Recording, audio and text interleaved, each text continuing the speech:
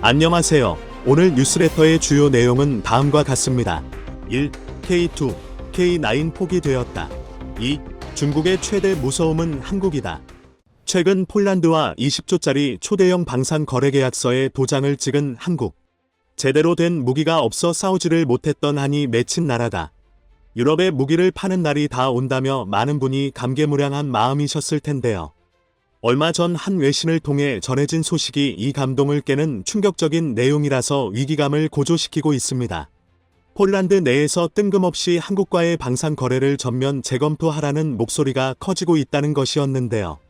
이 소식에 내수 물량까지 모조리 돌려가며 폴란드에 올인한 한국은 당황할 수밖에 없었습니다. 폴란드와 대규모 방산 수출을 잘 완수하는 모습을 보여줘야 한국 역시 추후 확대되는 수출길에서 거칠 것이 없어지기 때문인데요. 폴란드에서 무슨 일이 있었고 한국이 이 위기를 잘 넘길 수 있을지 자세히 분석해 보겠습니다.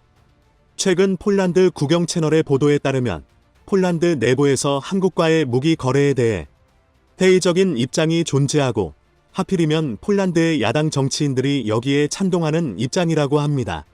폴란드는 오는 2025년의 대통령 선거를 앞두고 있는데요. 야당인 폴슈카 2052 이때 자신들이 정권 교체에 성공하게 되면 군비를 줄이고 한국과의 거래도 전면 재검토하겠다는 선언을 한 것입니다. 폴슈카 2059는 보도를 통해 폴란드군에는 막대한 자금을 들여서 막대한 물자를 긁어모아 놓고 그제야 그것들을 어떻게 사용할지 계획을 수립하는 악습이 있다며 한국과의 무기 거래를 비롯한 현 정부의 국방정책 역시 이런 식으로 신중하지 못하게 결정되었다고 밝혔습니다. 따라서 선거에서 승리하고 새 정부를 구성하게 되면 개의 감사를 진행해서 신중한 계획에 따라 물자를 재배치하고 필요하다면 구입 계획도 수정 검토하는 것이 양의 임무가 될 것이라고 말했습니다. 폴슈카 2050분이 아닌 다른 곳에서도 비슷한 목소리가 나오는데요. 국방부 차관 출신인 야누시 셈케는 우리에겐 조종사 훈련 시스템도 공수수단도 장착 무장도 충분치 않기 때문에 사-온 전차와 전투기는 결국 경납고에서 섞게 될 것이다라는 발언을 남겼죠. 국방위원회 부의장 채 스와프 마로체크도 국군 현대화 계획과 국군 발전 계획이 함께 수립되고 있는데 현재 무기 거래의 대부분은 아예 이런 계획 밖에서 이루어지고 있다며 장비를 사놓고 나서야 사용 계획을 수립하는데 이는 미국 M1A2 에이브람스 50대를 구매했을 때도 그랬고 최근 한국 FA50을 구매할 때도 마찬가지였다고 말했습니다. 요건데 이들은 폴란드 현 정부가 러시아의 위협 때문에 발등에 불이 떨어진 나머지 제대로 된 운용 계획도 없이 납기일이 빠른 한국을 붙잡고 무계획적으로 무기를 긁어모으고 있다고 주장하는 것입니다. 그러면서 폴란드가 여태껏 해온 대로 독일을 비롯한 서유럽과 미국에서 무기를 사오는 것이 더 바람직하다고 덧붙였는데요. 한국에서 구매하는 무기는 본래 미국에서 구매한 무기 체계의 운용 계획에 추가해서 빈틈을 메우는 보완적인 운용을 위한 것이었고 그 취지에 맞게 독일과 미국 무기 도입을 더 늘리고 한국 무기 구매량은 줄이자는 것이 이들의 주장입니다. 이런 주장은 일견 설득력이 있어 보입니다. 그래서 실제로 현지에서도 어느 정도는 지지받고 있죠. 하지만 그 배경에는 사실 정치적인 전략이 있습니다. 이 주장을 펴고 있는 폴슈카 2050은 친EU 성향이 매우 강하기 때문입니다. 특히 EU 중에서도 독일, 프랑스와의 바이마르 삼각동맹을 중시하는 경향이 있습니다. 즉 폴슈카 2050분은 자신들의 정치 성향 때문에 그리고 EU와 사이가 안 좋은 여당을 견제하려는 목적 때문에 여당이 택한 한국과의 방산 협력이라는 방향성의 이의를 제기하고 있다는 것입니다. 폴란드의 현 정권에 반대하는 야당들은 한 목소리로 궁극을 외치면서 최소한의 방위를 위한 무기 구매까지 딴지를 걸고 나섰던 업보가 있어서 안보 위기가 수면 위로 올라오고 나서는 폴란드 국민들한테 외면당하고 선거에서 연달아 패배했죠. 따라서 이는 소위 반대를 위한 반대로 만약 폴슈카 2050분이 집권 여당이었어도 지금과 같은 국제 정세에서는 한국의 도움의 손길을 요청하지 않을 수가 없었을 것입니다. 더 이상 군축 같은 평화에 젖은 탁상공론을 할 상황이 아니게 되자 이들은 무기를 사더라도 같은 유럽인 독일에서 사든가 하라는 식으로 입장을 선회한 것입니다. 하지만 이것도 전혀 공감을 살 수 없는 발언이죠. 폴란드는 세계 2차 대전 당시 독일의 침공당해 온 국토를 유린당한 역사가 있고, 이 때문에 독일에 대한 폴란드인들의 국민적인 감정은 최악이기 때문입니다. 폴란드의 국방부 장관이자 집권 여당의 2인자인 마리오시 부와슈차크 역시 공식 SNS를 통해 야당에 붙은 전 사령관들로부터 매일 비난을 듣는다. 이들이 전직 사령관이라서 다행이다. 우리는 조국의 안보를 구했다며 이들의 주장이 국가안보에 도움이 되지 않는 헛소리라는 입장을 돌려서 밝혔습니다. 게다가 독일은 최근 거래한 무기의 납기 문제로 허덕이고 있는 상황입니다. 단적인 예로 독일이 헝가리에 판매한 레오파르트 2 전차 44대 계약 성사가 이뤄진 것이 2018년인데 아직 납품이 시작되지도 않았고 내년에 겨우 시작해 2025년에 마무리될 예정입니다. 초도 분량이 5년 만에 도착하고 납품 완료까지 무려 7년이 걸리는 것입니다. 한국이 폴란드와 올해 계약해서 이미 초도 분량 10대를 확보했고 2024년까지 납품을 완료할 예정인 것과는 너무 심하게 비교가 되는 상황이죠. 폴란드 네티즌은 이를 두고 헝가리의 첫 번째 레오파르트가 도착할 시점이면 폴란드는 이미 K2 흑표 2개 대대를 운영하고 있을 것이라며 일침을 날렸습니다. 상황이 이렇다 보니 독일 내부에서도 동유럽 방산 시장의 주도권을 한국에 완전히 빼앗겼음을 인정하는 분위기가 되었습니다. 최근 많은 동유럽 국가가 한국의 방산 전시회에 국방부 인사를 파견한 것에 대해 독일 네티즌들은 우리가 다시 벨트와 동유럽에서의 리더십을 회복할 수 있을까? 독일이 유럽 국가들한테서 받았던 주문을 한국이 가로채고 있다. 모자란 정치인들 때문에 다 날리는 중. 한국은 동유럽에서 우리보다 덜 증오받기 때문에 동유럽에 적극적으로 세일즈 중이다. 등의 반응을 보였습니다. 독일 언론 다이 웰트도 폴란드가 한국과 계약한 이를 두고 독일 산업은 현재 유럽에서 가장 큰 군사 현대화 프로그램의 혜택을 받지 못하고 있다. 폴란드와 한국의 협력은 무기와 자동차 등 독일 내 대기업에 큰 위기를 가져왔다고 논평했습니다. 러시아가 핵버튼까지 만지작거리며 위협을 가하는 상황에서 폴란드의 야당은 이렇게 비틀거리는 독일에 7년 8년 걸려가며 무기를 사자고 하니 국민들에게 지지를 받을 수 있을 리 만무합니다. 한편 이들이 협력을 줄이자고 주장하는 한국은 이기에 빠진 NATO의 한 줄기 빛과 같은 존재가 되었습니다. 우크라이나 전쟁 이후 수많은 회원국에서 동시다발적으로 터져 나오는 무기 수요를 감당할 수 있는 사실상 유일한 선택지가 한국이기 때문이었죠. 최근 수많은 동유럽 NATO 회원국에서 한국을 찾아와 무기 거래를 도모한 것은 물론 얼마 전엔 NATO 측에서도 한국을 핵심적인 동맹으로 인정해 이례적으로 비회원국인 한국의 대표부를 설치했습니다. NATO의 최고 의사결정 기관인 북대서양이사회는 27일 홈페이지를 통해 주벨기에 한국 대사관을 NATO 대표로 지정하기로 했다고 밝혔습니다. 그러면서 NATO의 새로운 전략 개념 속에서 동맹국들은 지역 간 문제를 해결하고 안보 이익을 공유하기 위해 인도, 태평양의 신규 및 기존 파트너와 대화와 협력을 강화하기로 합의했다고 덧붙였습니다. 북대서양이사회는 이는 한국과의 협력 강화를 위한 중요한 발걸음이라며 나토와 한국은 2005년부터 공동의 가치를 기반으로 강한 협력 관계를 발전시켜왔다고 평가했습니다. 이어 한국과는 비확산, 사이버 방어, 대테러, 재난구호 등을 망라하는 영역에서 정치적 대화와 실질적 협력이 이뤄지고 있다며 한국은 나토의 적극적인 파트너라고 강조했습니다.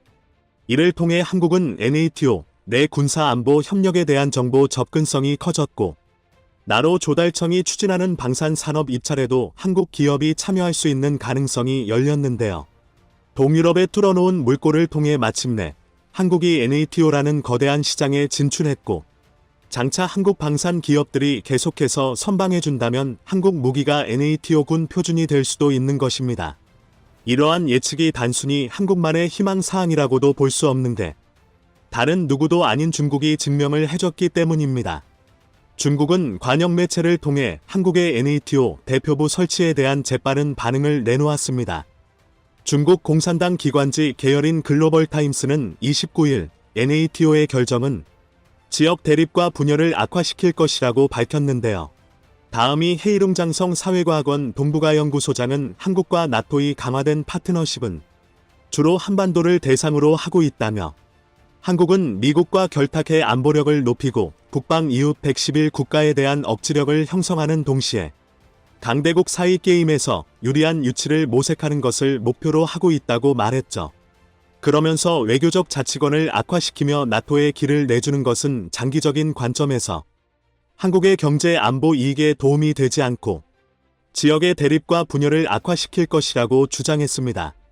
자오리젠 중국 외교부 대변인도 한국이 나토와의 협력을 강화키로 한 것에 대해 휘말려서 이용당하지 않기를 바란다라거나 유관 국가가 시비를 명확히 판별하고 냉전사고를 가지 고진영 대치를 만드는 각종 패거리 만들기 행태에 대해 명확히 인식하길 희망한다고 말한 바 있었죠. 요건대 한국이 NATO와 협력하는 것이 거슬려서 견딜 수가 없다는 것인데요.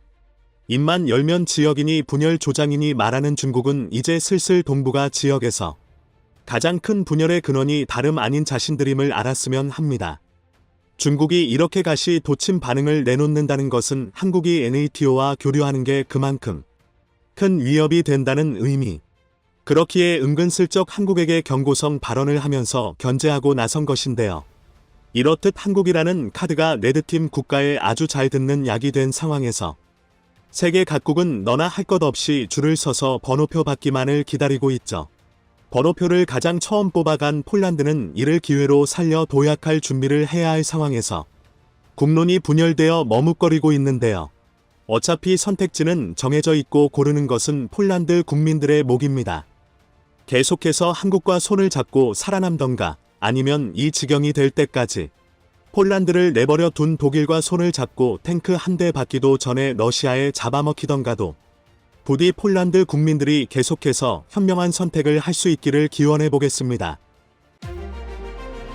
동북아 3국 한중 1은 최근 최첨단 이지스 구축함 확보 경쟁에 열을 올리고 있습니다. 이지스급 구축함은 해상 전투는 물론 핵 탄도미사일과 전투기에 대한 탐지 추적 격추, 지상 목표물 타격 등 6해 공전투 능력을 모두 보유한 현대전의 게임 체인저로 불리고 있는데요. 특히 동북아에서 경쟁적으로 이지스 구축함 도입에 뛰어드는 이유는 태평양, 남중국해, 대만 해역, 동해 서해 등 이 지역을 둘러싼 세 나라 간 갈등이 고조되면서 전투함정이 갖는 전략적 비중이 갈수록 커지고 있기 때문입니다. 특히 중국과 북한의 핵과 탄도미사일 위협에 대한 대응 전력에서 이지스함의 역할이 커지고 있는데 탄도미사일 방어 능력 BMD, 벌리스틱 미셀 디펜스의 핵심 축 가운데 하나가 바로 이지스 구축함이기 때문입니다. 지난 1일 일본 마이니치 신문은 재무성이 오늘 발표한 내년도 예산안에 따르면 해상자위대가 요구한 신형 이지스 구축함 관련 예산이 정식으로 편성됐다며 이에 따라 오는 2028년까지 최첨단 이지스 구축함 2척을 확보한다는 계획이 본격적으로 막이 올랐다고 말했습니다. 일본은 현재 8척의 이지스 구축함을 보유하고 있는데 6년 후에는 총 10척으로 늘리는 계획을 추진 중이죠. 우리나라는 지난 7월 네 번째 이지스함인 정조대왕함을 진수하였는데요. 기존 세종대왕함급 7600톤보다 커졌을 뿐 아니라 SM-6 대공미사일 등 탄도미사일 요격 능력도 갖췄습니다. 레이더 탐지 거리 1800km에 최대 1800여 개의 목표물을 탐지 추적할 수 있어 한국 미사일 방어체계 KAMD의 핵심으로 불리는데요. 우리나라는 앞으로 정조대왕 함급 이지스함을 2척 더 확보할 계획을 밝힌 바 있듯 이에 오는 2028년에는 총 6척의 이지스함을 보유하게 될 전망입니다. 이니 25척의 이지스급 구축함을 보유한 것으로 알려진 중국은 올해 초 중국 상하이 장난 강남 조선소에서 중국판 최신형 이지스함인 052D형 구축함 등 무려 15척의 함정이 독에서 건조 중인 사진이 공개돼 논란이 일기도 했습니다. 중국의 변하지 않는 갯대 전략이 해상에서도 나타나고 있죠. 미 해군정보국 ONI는 지난 3월 보고서를 통해 지난 2015년 중국 인민해방군 해군 PAA에는 255척의 전투함을 보유했지만 지난해 말에는 360척으로 늘어 미 해군보다 60척이 더 많아졌다고 밝히기도 했는데요. 실제로 중국의 해군력 팽창 속도는 현기증이 날 정도입니다. 군함은 완성하기까지 높은 기술력과 복잡한 공정이 요구되기 때문에 제작 프로덕션이라는 표현 대신 건조 빌드 오어 컨스트럭션이라는 표현을 쓰는데요. 이는 건물을 짓는 것만큼 복잡하고 오래 걸린다는 의미입니다. 그러나 지금의 중국은 군함을 건조하는 것이 아니라 제작, 아니 복사하는 수준이죠. 서해를 내해화하려는 중국의 대량 군함 건조는 한국의 치명적 위협이 될 것으로 보이는데요. 그러나 오히려 군사 전문가들은 중국의 대량 군함 건조 뒤에 숨겨진 중국의 현실을 봐야 한다고 지적하고 있습니다. 즉 모든 것이 중국 조선업 경기 불황의 결과라는 것인데요. 지난해 중국 조선업계는 2018년 12월 기준 등록된 253개 조선소 가운데 약 75%인 190개 조선소가 한 해 수주 실적이 0이었습니다. 2016년부터 2020년 사이 200개가 넘는 중국 조선소들이 폐업했고 그나마 남아있는 조선소들은 품질 불량과 납기 지연 등 형편없는 신뢰도 때문에 은행권에서 선수금 환급보증 펀드 개런티조차 받지 못해 극심한 자금난에 시달려야 했는데요. 중국 군함의 대거 발주가 시작된 시점은 자국의 조선업이 줄폐업하기 시작한 시점과 정확히 일치해 즉 돼지고 있는 자국 조선 산업을 위해서 대거 군함 발주로 산소호흡기를 달아주고 있다는 것이죠. 이러한 이유로 동종 선박 수십 척이 검증도 없이 동시다발적으로 발주에 들어갔으니 망하기 일보 직전인 그나마 남아있는 조선소가 건조한 중국 군함이 멀쩡할 리가 없었습니다. 더 큰 문제는 중국 군함의 엔진과 무장의 낮은 신뢰도에 따른 부품 돌려막기가 만연해 오히려 추가로 함정이 더 건조되고 있다는 것인데요. 일례로 중국 세 번째 항모는 어이없는 EMAS 사출기에 플러스 보일러 동력체계라는 희대의 짬짜면 항모를 만들어 놓았는데 이에 그에 따른 전단도 만들어야 하니 052D형 같은 구축함을 단계적 개량 계획 없이 건조하고 있는 것이죠. 군함은 매우 많은 무기와 장비들이 복잡하게 엮인 기계로 군함 건조 경험이 매우 풍부한 미국조차도 새로운 군함을 한 척 개발하면 초도함을 만들고 이에서 3년의 테스트를 거쳐 문제점을 찾아낸 뒤 후속함을 만듭니다. 세계 최대의 조선 인프라를 갖췄다는 우리나라도 마찬가지이죠. 그런데 중국은 처음 만들어본 군함을 불과 몇 개월 만에 초고속으로 완성하는가 하면 초도함과 후속함 여러 척을 동시에 착공에 진수시키고 있는데요. 이렇게 졸속으로 만들어진 군함은 당연히 온갖 결함에 시달릴 수밖에 없습니다. 중국의 해양 굴기의 핵심으로 불렸던 개차반 052C형은 지난 2016년 세계 최대의 국제해군 훈련 림팩 RIMPAC에 참가해 레이더와 사격 통제 장치의 심각한 결함을 드러내며 30%라는 사격 명중률을 선보여 국제적 망신을 당했습니다. 그것도 심지어 고정표적이었는데요.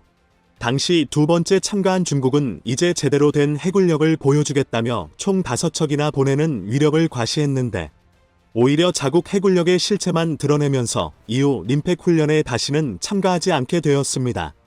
뭐 미국이 어떻고 패권이 어떻고 하지만 결국은 쪽팔려서 못 나오는 건데요. 반면 당시 대한민국 해군의 이지스 구축함 세종대왕함은 다국적 연합 함대의 기함을 맡았고 이어진 한포 사격에서 최고의 명중률을 기록해 탑건의 칭호를 받기도 하였습니다. 올해는 한국이 다국적 함대를 이끌 원정 강습 단장을 맡았는데요. 대한민국 해군이 림팩 원정 강습 단장을 맡게 된 것은 이번이 처음입니다. 자신이 꿈꿔왔던 걸 한국이 해내자 배알이 꼴린 중국은 관영 매체를 통해 한국이 미국 주도의 훈련에 참여하는 건 위험한 행보라며 소국다운 면모를 보여주었죠. 2016년 이후 중국은 림팩 대신 너 해상 연합훈련에만 참여하고 있는데요. 2017년 망신당한 052C형을 대대적으로 보완한 052D를 파견했는데 이건 또 기관에서 치명적인 고장이 발생해 무려 3일간 함의 동력이 모두 꺼진 상태에서 망망대해를 표류하는 일을 겪기도 했습니다. 해외 매체 보도에 달린 인도 네티즌의 댓글이 눈에 띄었는데요. 명중률 30%를 기록한 052C형과 인도양 표류선 052D형 모두 같은 레이더 타입 346형을 장착하고 있습니다. 타입 346은 중국 해군의 함대 공용 대형 AESA 레이더로 미국 로키드 마틴사의 안 SPY-1에 대응하는 중국군의 레이더라고 볼 수 있는데요. 안 SPY-12 일면당 6톤이지만 346형은 11톤으로 특출나게 무겁습니다. 이 무게 때문에 전부 7,000톤 이상급 함정들에 장착되는데요. 무게는 같지만 같다는 건 그만큼 효율이 떨어진다는 이야기입니다. 이는 중국산 레이더에는 구형 갈륨비소 반도체 소자가 사용되고 출력 한계를 극복하기 위해 레이더 부피와 무게를 대폭 증대시킨 것이죠. 이에 상대적으로 무장, 승조원, 타 체계와의 공존 등 설계상에서 불리하게 작용할 수밖에 없고 특히 스텔스에 치명적인 악영향을 끼칩니다. 이런 상황 가운데 중국 해군이 깜짝 놀랄만한 소식이 한국에서 전해졌습니다. 순수 국내 기술로 세계적인 수준의 선박용 S대역 300W급 지라갈륨 전력 소자 기술을 개발한 것인데요. 지라갈륨은 통상적으로 반도체 소자로 쓰이는 실리콘에 비해 3배 이상 높은 항복전압으로 고전압 동작에 유리하며 스위칭 속도가 매우 빨라 별도의 에너지 저장 공간이 요구되지 않기 때문에 고전압 전력 반도체에 적합합니다. 하지만 군사적 활용성이 높은 기술의 특성상 소자의 구매와 활용, 처리 등에 대한 제한이 많아 일부 국가만이 가질 수 있는 첨단 기술이었죠. 현재 전 세계에서 한국, 미국, 일본밖에는 개발하지 못한 상태인데요. 이번에 한국전자통신연구원의 트리에서 개발된 S대역 300W 지라갈륨겐 전력 소자는 기존 약 8.4W mm 수준의 상용 지라갈륨 반도체 소자 성능을 뛰어넘는 세계 최고 수준입니다. S밴드는 2에서 4GHz의 UHF, SHF 주파수 대역을 말하는데 주로 장거리 대공 표적 및 탄도탄 탐지 추적용으로 사용되기에 군함 레이더로 장착되곤 합니다. 이에 한국형 차기 이지스함인 KDDX의 AESA 레이더가 타의 추종을 불허하는 독보적 성능의 레이더로 개발될 것으로 보이는데요. KDDX에 탑재될 다기능 레이더는 세계 최초로 한 개의 플랫폼에서 S밴드 레이더와 X밴드 레이더가 동시 운용되는 교전용 듀얼밴드 다기능 레이더입니다. 장거리 S밴드 레이더와 단거리 대공 표적 및 해면 표적 탐지 추적용 X밴드 레이더 2개가 동시에 통합 마스트에 장착되는데요. 듀얼밴드 레이더는 이론상으로는 대단히 효율적이지만 상호 전파 간섭 문제와 비용 상승 문제 때문에 채택이 쉽지 않은 시스템입니다. 하지만 KDDX는 장거리 탐지 추적과 요격을 효과적으로 수행하기 위해 통합 마스트 안에 2가지 대역의 주파수를 모두 사용하기로 하는 파격적 결단을 내렸죠. 이 기술적 모험이 성공할 경우 KDDX는 장거리 탐지 추적과 요격을 동시에 수행할 수 있습니다. 특히 각기 배치가 아닌 통합 마스트라는 데에 더 주목할 만한데요. 복잡한 레이더 구조물을 줄여 탐지 면적이 대폭 줄어들고 스텔스 능력이 향상되며 레이더가 모두 한 구조물에 모여 있어 정비성이 용이합니다. KDDX 레이더 우선 협상 대상자인 하나시스템은 S 및 X밴드 레이더뿐만 아니라 여기에 적외선 탐지 추적 장비 IRST, 피아 식별기 IFF 등 탐지 센서와 VHF, UHF 등을 통합 마스트에 탑재해 그야말로 첨단 전자전의 끝판왕을 예고했습니다. 이는 심지어 미국도 포기한 기술인데요. 미국은 S와 X밴드를 통합하기 위해 AMDRXS 사업을 추진하였으나 레이더 증설만이 아니라 발전기 증설에 대한 기술적 어려움으로 공식적으로 사업을 폐기한다고 밝혔습니다. 현존 최강의 구축함으로 불리는 미국의 주말트도 원래는 로키드 마틴의 S밴드 레이더인 안 SPY4를 탑재해 듀얼밴드 레이더 시스템으로 운용될 예정이었으나 기술적 문제로 어렵다 판단되어 취소된 바 있죠. 한국은 2030년대까지 6척의 전투함으로 구성된 각 3개의 기동전단을 구성하고 이를 기반으로 기동함대 사령부를 창설하는 목표를 세웠습니다. 6척의 전투함은 세종대왕함급 이지스함 2척과 한국형차 기구축함 KDDX 2척, 충무공 이순신급 구축함 2척으로 이는 서해를 내외화하려는 중국의 해군 굴기를 저지할 강력한 카드로 꼽히고 있습니다. 최근 한국의 눈부신 방위산업 성과에 중국 관영 매체인 CCTV는 한국의 무기 수출은 앞선 5년보다 210% 늘었다면서 국제 경쟁력이 있는 한국 무기는 대포, 훈련기, 군함이라고 보도했는데요. 웬일로 칭찬하나 했더니 그 뒤에 바로 한국이 수출하는 무기 장비는 대다수 외국의 성숙한 기술을 빌려간 것이며 특유의 제조 능력으로 원가를 크게 낮출 수 있었다고 하였습니다. 결국은 어떻게 해서든 까 내리려는 속셈인데요.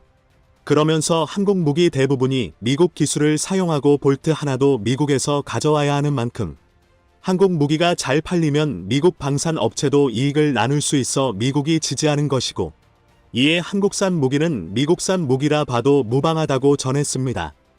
개소린데요. 그렇게 따지면 보잉 7879 항공기에 대한항공이 유일하게 생산해 수출하고 있는 후방동체 애프터 바디, 연장 날개 레이크 윙티프 등 5개 핵심 부품이 들어가는데 중국 논리대로라면 보잉 787이 한국 항공기라고 말하는 것과 같습니다. 국제 왕따인 중국이야말로 타국과의 협력이 불가능하니 뭐 그렇게 생각할 수 있긴 하겠네요. 남의 나라 기술을 탈취해 무기를 만들고 있는 중국은 자기 자신이나 잘 돌아보길 바랍니다.